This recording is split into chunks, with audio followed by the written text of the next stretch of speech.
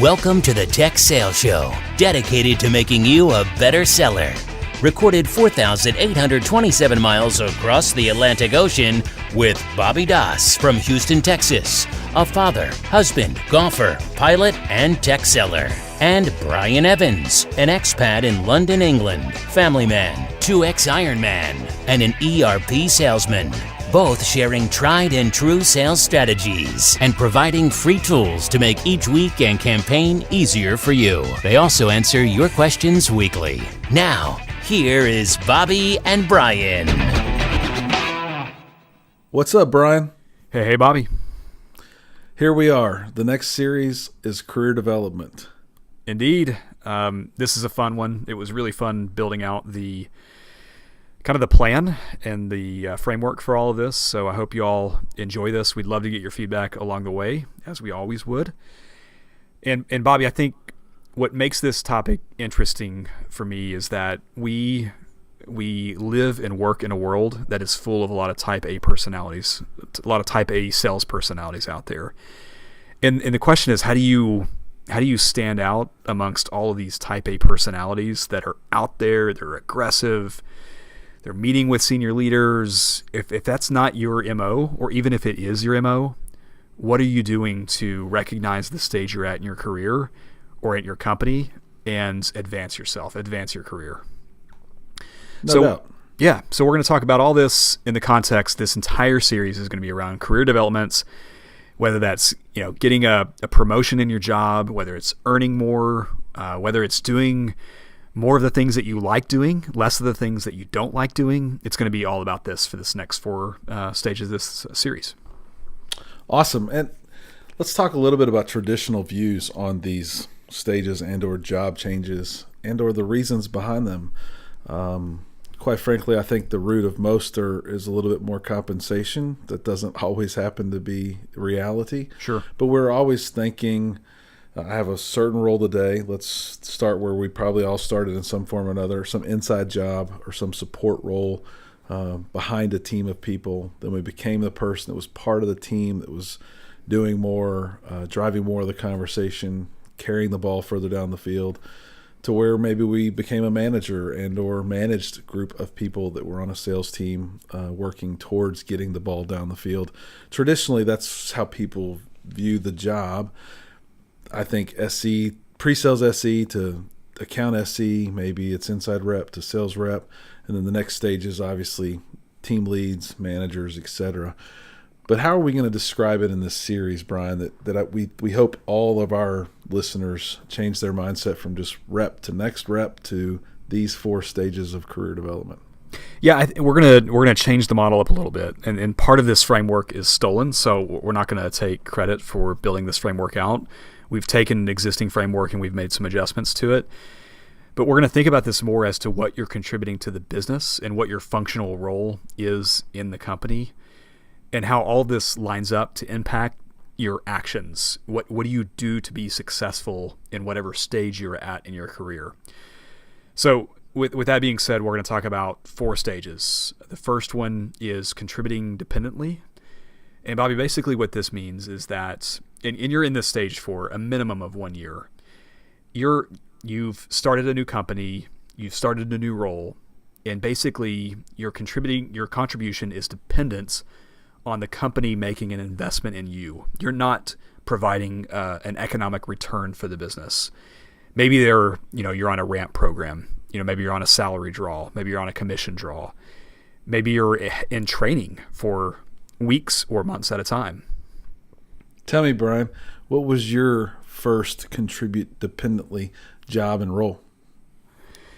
For me, it was my first job was with a company called Soft Choice. They're a reseller, and that role for me was kind of a junior account executive. So I would make I was pounding the phones, scheduling meetings, getting in front of customers, and it took months and months and months for me to even generate enough gross profit to cover the salary and commissions they were paying me, let alone, Bobby, to pay back the investment they made in me while I was getting ramped up. How about for you? Yeah, so my story is I was a police officer and joined a tech company in 1999. Back that was a different century ago. And my job was literally to answer the phones, to take some help desk support calls, route them to the people that could really answer the questions. We used to get big servers in those days separately from the memory, and I was told to go put the memory sticks in the servers. I was nothing more than an apprentice, hands on deck to help them sweep floors, do whatever. And they were investing in me because they thought I had the aptitude to do the job better than most, and that's the return that I hopefully got for them. But it was them paying me to do a job. I was the one who was supposed to do all the heavy lifting and prove to them that I was worth the continued investment. Yeah, and it's okay. I mean, if you're in this spot, we've all been in this spot. If you're in this spot today, just recognize that you're in this spot, because what you need to be focusing on from a career perspective is different than if you're someone that is generating a lot of gross profit for the business. So just have some self-awareness, be okay with it, because there's still a lot you can do to work on your career if you're in this stage. So first one is your contribution is dependence on others. And again, others could be the company, it could be an investment the company you're making, it could be people, whatever it is, you're dependent on someone else to contribute to the business. Bobby, the second stage is contributing independently. This is what we're going to talk about next week on our next series, or the next part of the series, I should say. So contribution that's independent means that you have some wins under your belt. To further the example, when I was working for Soft Choice, this is when I was starting to generate a lot of gross profit for the business. I had paid back the investment, quote unquote, paid back the investment the company had made in me by getting wins, by adding new customers, adding logos, adding revenue, adding gross profits. You're going to spend a bulk of your professional career in this stage. Bobby, what was your first job where you were contributing independently to the business, producing revenue and good for the company? It was probably about a year after I was that entry-level apprentice, and they decided that they needed some help out in the field.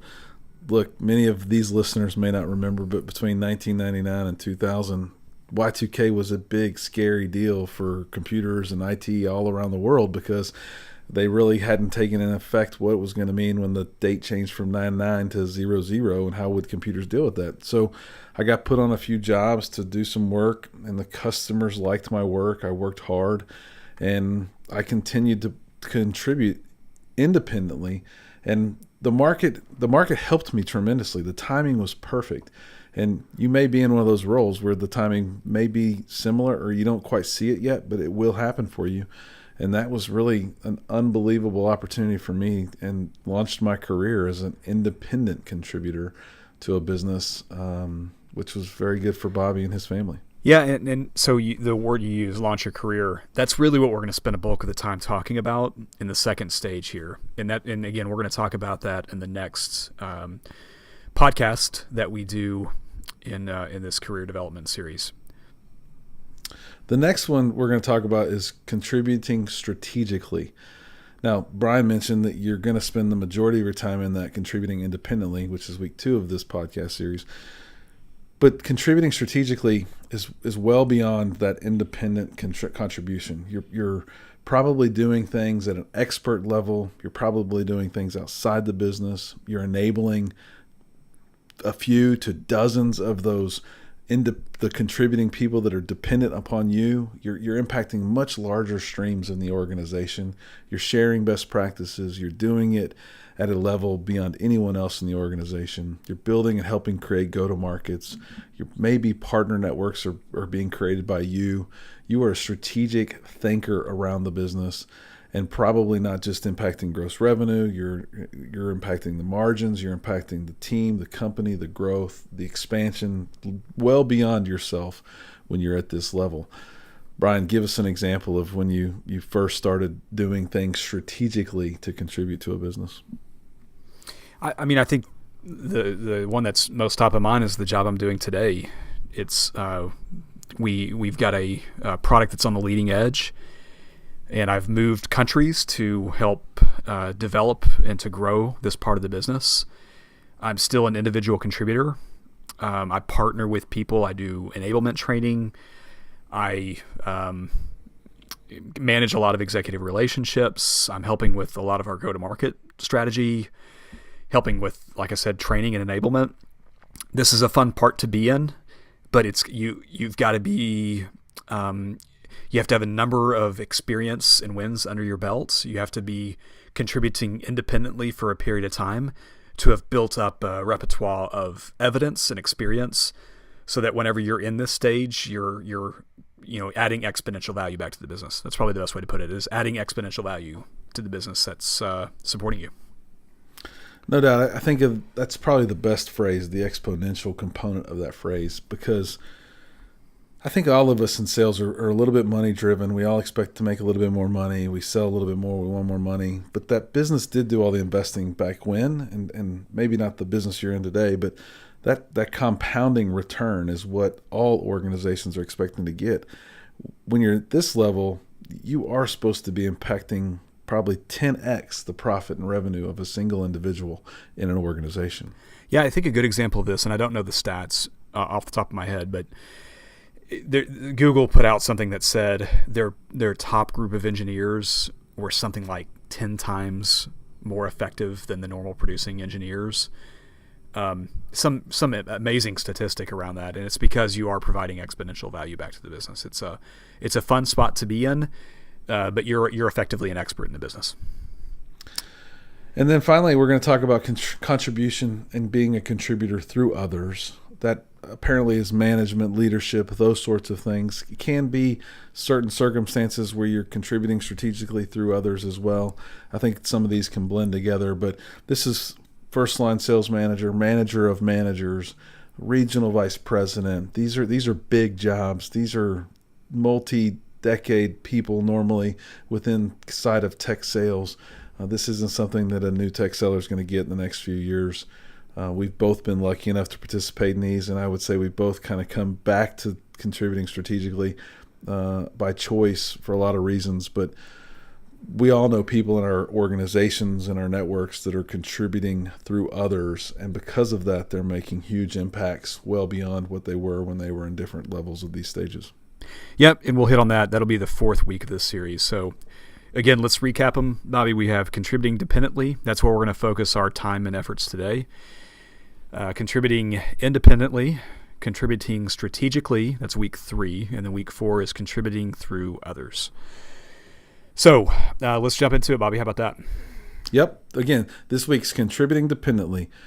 So what are the concepts, Brian, that you think are important when you're at this stage of your career and you're contributing dependently with others?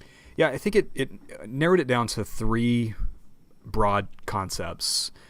The first one is earning trust within the business. The second one is being a feedback machine, and we'll talk about that a lot through really all of these phases, but being a feedback machine is the second. The third is nailing your job, nailing your day job. So let's start with the first one here, Bobby. That's earning trust. To you, your contribution is dependent on others. What does earning trust mean to you? Well, it's so basic at some levels, but it truly is doing those easy, small things better than most. Showing up on time, being available, answering that call in the afternoon or evening, sharing your best practice in an early stage so that you're not trying to keep it close to the vest. It's the working on things through reading and proving yourself, not just relying on the company to give you the knowledge that you need. I can see where in this stage to earn trust, I would include my manager in things that others weren't including my manager in to earn that trust. Sure. And I think people underrate it today, but I think people should dress the part. I think they should be better than most. I think that the sports jacket has gone away in some of these entry-level jobs because no one else is doing it. Well, I think that would help you stand out and earn some trust along the way for sure. Yeah, I mean, somebody is taking a bet on you when you're in this stage. They're betting that they're going to get a return on you as an investment in the business. So it's like you should be focused on how do you help them realize that return on investments. And if you're in this role, you're in this role because you expect economic returns for yourself, for your family, for yourself, for your kids, for your spouse. The business is expecting an economic return out of you. So you called out answering that phone call in the afternoon. How many people, Bobby, have you worked with over the years that will see a number on their phone at 4:10, and it's a number they don't have saved in their phone? And how many times are they going to let that phone call go to voicemail? A million. They probably push that button that says send to voicemail. Send to voicemail. It's a bad practice for sure. It's a bad practice, and it's a very telling sign of someone that is not taking serious the investment that's being made into them. And you've got to step out there. You've got to take the call. You've got to dress the part. You've got to have executive presence.